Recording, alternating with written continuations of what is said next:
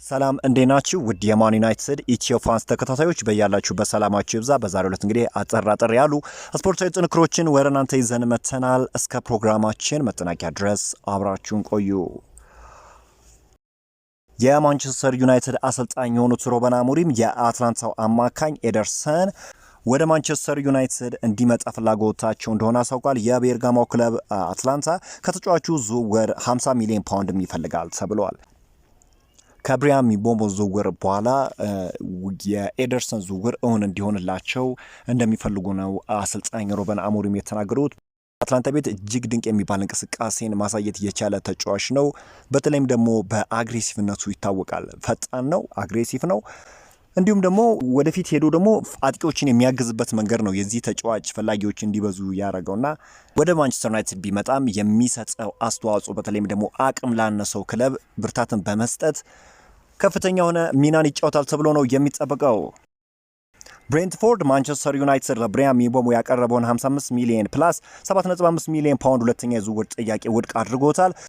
ተጫዋቹ ማንቸስተር ዩናይትድን ብቻ መቀላቀል እንደሚፈልግ ለብሬንትፎርድና ለቶተንሃም ጭምር በግልጽ ቢናገርም የማንቸስተር ዩናይትድ ጥያቄ ግን ውድቅ ተደርጓል። ንግግሮች ግን እስካሁን ድረስ ቀጥለዋል። ነገር ግን ማንቸስተር ዩናይትድ ከመጠን በላይ መክፈል ፍላጎቱ እንዳልሆነ ነው የተነገረው። ዘ አትሌቲክስ ይዞት የወጣውን መረጃ ወደ እናንተ ላጋራችሁ። ይህ ካሜሩናዊ ኢንተርናሽናል እንግዲህ የመጀመሪያ ምርጫው ማንቸስተር ዩናይትድን መቀላቀል ሲሆን ምንም እንኳን ብሬንትፎርዶች ማንቸስተር ዩናይትዶች ያቀረቡትን ጥያቄ ውድቅ ቢያደርጉም ዝውውሩ ግን በሚቀጥለው ሳምንት እውን እንደሚሆን ነው ታማኙ ዘ አትሌቲክስ የዘገበው።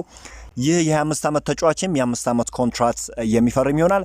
180,000 ፓውንድ በሳምንት የሚከፈለው ይሆናልና እንዲሁም አሁን የሚወጡ ሪፖርቶች እንደሚጠቁሙት ከሆነ እስካሁን ድረስ የሜዲካል ወይም ደግሞ የሕክምና ምርመራውን የሚያደርግበት ጊዜ ሴት ባይደረግም ወይም ባይታወቅም፣ ነገር ግን በሚቀጥለው ሳምንት ተጫዋቹ ወደ ማንቸስተር ዩናይትድ እንደሚመጣና በሚቀጥለው ሳምንት የተጫዋቹ ዝውውር እንደሚያልቅ ነው ታማኙ ዘ አትሌቲክስ እየዘገበ ያለው። ስዊድናዊ አጥቂ ቪክተር ዮክሬሽ አሁን ላይ ማንቸስተር ዩናይትድን ቁጥር 1 ኢላማ እንዳደረገ ተዘግቧል። ተጫዋቹ ከዚህ በፊት እንግዲህ የመጀመሪያ ፍላጎቱ ወደ አርሰናል መቀላቀል ነበር፣ ግን ቅድሚያ የሚሰጡ አሁን ወደ ማንቸስተር ዩናይትድ መቀላቀልን እንደሆነ አሳውቋል።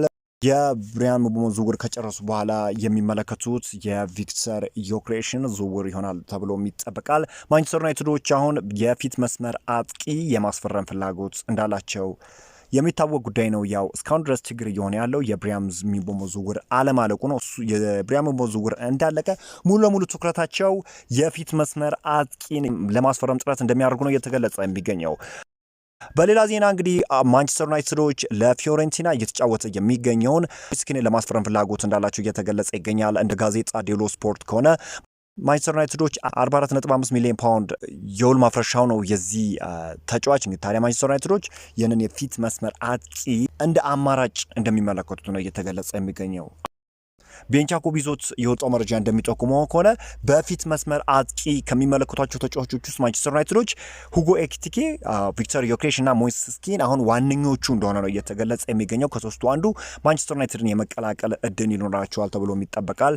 እንደሚታወቀው ከሶስቱ በዋጋ አንጻር ሲታይ ረከስ የሚለው የሞይሴስ ኪን ዋጋ ነው፣ ወደ 44.5 ሚሊዮን ፓውንድ የውል ማፍረሻ ነው። ከኳሊቲ አንጻር ግን ሁለቱ ይሻላሉ ማለት ነው። ቪክተር ዮክሬሽ እና ሁጎ ኤኪቲኬ የተሻሉ ናቸው ማለት ይቻላል ከኳሊቲ አንጻርና ማንቸስተር ዩናይትዶች የተሻለውን አማራጭ ይጠቀማሉ ተብሎ ነው የሚጠበቀው። አሁንም ቢሆን ግን የሩበን አሞሪም ትክክለኛው ምርጫ ቪክተር ዮክሬሽ እንደሆነ ነው የሚታወቀው። በፊት መስመር አጥቂ ያለባቸውን ድክመት ለመፍታትም እንግዲህ ማንቸስተር ዩናይትዶች የብሪያን ምቤሞ ዝውውር ከጨረሱ በኋላ ሶስቱን አማራጮች እንደሚመለከቱ ነው እየተገለጸ የሚገኘው።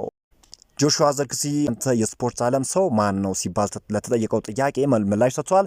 ክርስቲያኖ ሮናልዶ እርሱ የስፖርት ዓለም ሱፐርማን ነው፣ ከሱ በተመሳሳይ ሌብሮን ጄምስም ለእኔ ምርጡ የስፖርት ዓለም ድንቅ ሰው ናቸው ሲል ጆሹዋ ዘርክዚ ለተጠየቀው ጥያቄ ምላሽን ሰጥተዋል። ከዛ ውጪ የኤቨርተኑ የመሃል ተከላካይ ጀራርድ ብራንት ዋይት አዲስ ኮንትራት በኤቨርተን ቤት እዛው ለመፈረም ዝግጁ መሆኑ ታውቋል። ተጫዋቹ በተለይም በማንቸስተር ዩናይትድ ሲፈለግ የቆየ ተጫዋች ነበር። ነገር ግን ተጫዋቹ ወደ ሌሎች ክለቦች ከመዘዋወሩ ይልቅ እዛው በጉርሰን ባርክ አዲስ ኮንትራቱን ለመፈረም ዝግጁ መሆኑ ይታወቃል። ተጫዋቹ ድንቅ አቅም ያለው ተጫዋች ነው። ነገር ግን አሁንም በሚቀጥሉት ዓመታት በኤቨርተን ቤት የሚቆይ ይሆናል። በጄደን ሳንቾና ፌነርባቼ መካከል ያለው ግንኙነት ተቀዛቅዟል። ዝውውሩ የመሆን እድሉም እጅግ ጠቧል። ማንቸስተር ዩናይትድ ሙሉ ደሞዙን ሸፍኖ የሚያስፈርመውን ክለብ እየፈለጉ ይገኛሉ ተብሏል።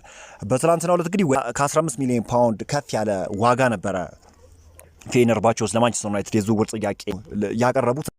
ነገር ግን በግል ስምምነት ጉዳይ ከማንቸስተር ዩናይትድ ጋር መስማማት አልቻሉም እና አሁን የወጡ ያሉ መረጃዎች እንደሚጠቁሙት ከሆነ ታዲያ የጣሊያኑ ክለብ ጁቬንቱስ የቱርኩን ክለብ ፌነርባቼ በጄደን ሳንቾ ዝውውር ዙሪያ እንደሚያሸንፉ ባለሙሉ ተስፋ እንደሆኑ ተናግረዋል። እስካሁን ድረስ ከተጫዋቹ ጋር ድርድር እየተደረገ ይገኛል። በግል ጥቅማጥቅም ዙሪያ ከስምምነት ለመድረስ በርካታ ስራዎችን እየሰሩ እንደሆኑ ነው እየተነገረ የሚገኘው። የተጫዋች መዳረሻውም ወደ ጁቬንቱስ እንደሚሆን ይጠበቃል። አሁን ይህንን ዜና በማጠናክርበት ወቅት የወጣኑ መረጃ ወደ እናንተ ላጋራችሁ። ማንቸስተር ዩናይትዶች እንግዲህ የአትላንታውን ግብ ጠባቂ ለማስፈረም 34 ሚሊዮን ፓውንድ ለማቅረብ ዝግጁ መሆናቸው ተገልጿል። መርካቶ እንደዘገበው ከሆነ ታዲያ አትላንታዎች የተጫዋቹን ዋጋ ከ38.4 ሚሊዮን ፓውንድ እስከ 42.6 ሚሊዮን ፓውንድ ድረስ ሊጠይቁ እንደሚችሉ የታወቀ ሲሆን በክለቦቹ መካከልም ከስምምነት የመድረስ እድላቸው ሰፊ እንደሆነ ነው እየተገለጸ የሚገኘው። ማንቸስተር ዩናይትዶች በተለይም በግብ ጠባቂ ቦታ ያለባቸውን ችግር ለመፍታት ትክክለኛው መፍትሄ ይሆናል ብለው እያሰቡ የሚገኘው የአትላንታው ግብ ጠባቂ ከነሲ እንደሆነ ይታወቃልና ለግብ ጠባቂውም እንግዲህ በቂ የሆነ የዝውውር ሂሳብ ለማቅረብ ዝግጁ መሆናቸው ነው እየተገለጸ የሚገኘው። በቀጣዩ የውድድር ዘመን እንግዲህ በማንቸስተር ዩናይትድ ቤት የመጀመሪያ ግብ ጠባቂ ሆኖ የመመልከት እድላችንም ሰፊ እንደሆነ ነው ዛሬ የሚወጡ መረጃዎች እየጠቆሙ የሚገኙት። ባለፈው የውድድር ዘመን ማንቸስተር ዩናይትድ በግብ ጠባቂ ብዙ ዋጋዎችን ከፍሏል። ያንን ነገር የመድገም ፍላጎት እንደሌላቸው ነው እየተገለጸ የሚገኘው። ውድ የማን ዩናይትድ ኢትዮ ፋንስ ተከታታዮች እንግዲህ ማንቸስተር ዩናይትድ በክረምቱ የዝውውር መስኮት በርካታ ተጫዋቾችን ወደ ኦልድ ትራፎርድ እንዲመጡ ማድረግ ነበረበት።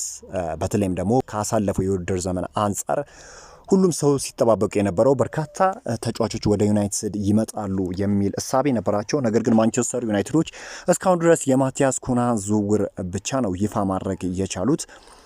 አሁንም ቢሆን ክለቡ እንደገና መገንባት አለበት። በርካታ ተጫዋቾች ከዩናይትድ ለቀው በአዳዲስ ተጫዋቾች መተካት አለባቸው የሚል እሳቤ ነው ያለኝ።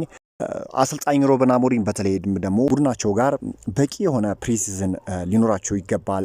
አዳዲስ ፈራሚዎችም ፕሪሲዝኑ በፊት የቡድን ስብስቡን ተቀላቅለው ቅድመ የውድድር ዘመኑን ከነባር ተጫዋቾች ጋር አብረው ቢሰሩ በቀጣይ የውድድር ዘመን እንግዲህ ቢያንስ የተሻለውን ማንቸስተር ዩናይትድ እንድንመለከት ያስችሉናል የሚል እምነት አለኝና እናንተም ያላችሁን እሳቤ በኮመንት ሴክሽን አስቀምጡልኝ።